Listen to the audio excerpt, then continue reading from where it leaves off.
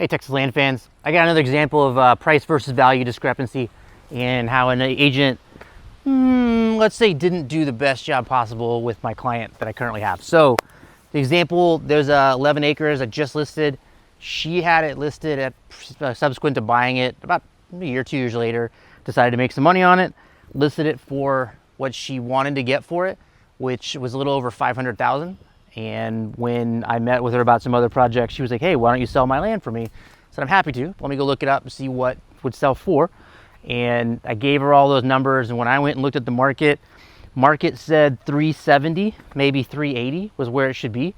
And so I explained to her, hey, unfortunately, I'm not sure what your agent had told you, but we can't consummate that sale at 5.25. And she said, well, that's what I told him to put it at. And so she was trying to say basically it wasn't the agent's fault. And while I appreciate that, it absolutely is our fault. One, she didn't understand how that process would look. So when I asked her, how would that go to consummation? In other words, if you get a piece of paper, buyer says, I'll give you 5.25, how does that actually happen? And the reality is it's gonna come in about, let's say best case scenario, they come in at 390 and she's able to get an appraisal at 390 from the seller or the buyer's bank. So the buyer's got to come up with, let's say, on a best case scenario, 15% of that.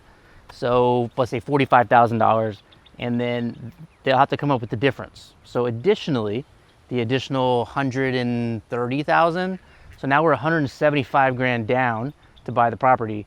And why would somebody do that would be the question. And if someone has 175 grand, they probably are paying cash, or they're buying a piece of property that's going to be more in line with something that would give them larger acreage, or scale that down payment even further.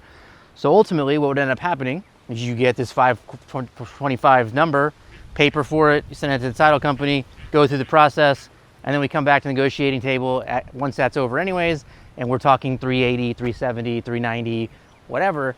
And so as obviously we need to be listing it closer to that number, one, so we get more people, because the lower we're able to list it at, the better. And two, if we get a piece of paper, I don't want to waste your time. I don't want to waste the buyer's time. I'm not so worried about my time. But as far as wasting everybody's time, energy, and even money for that appraisal, there's no point.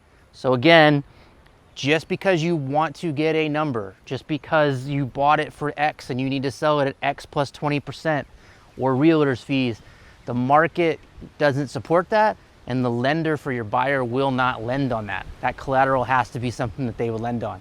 So if your agent doesn't explain that to you, call me. I'm happy to explain it. And if you don't understand it, call me. I'll take all the time in the world to explain it to you. This is an important thing that you've got to understand when buying and selling real estate. And I am happy to help.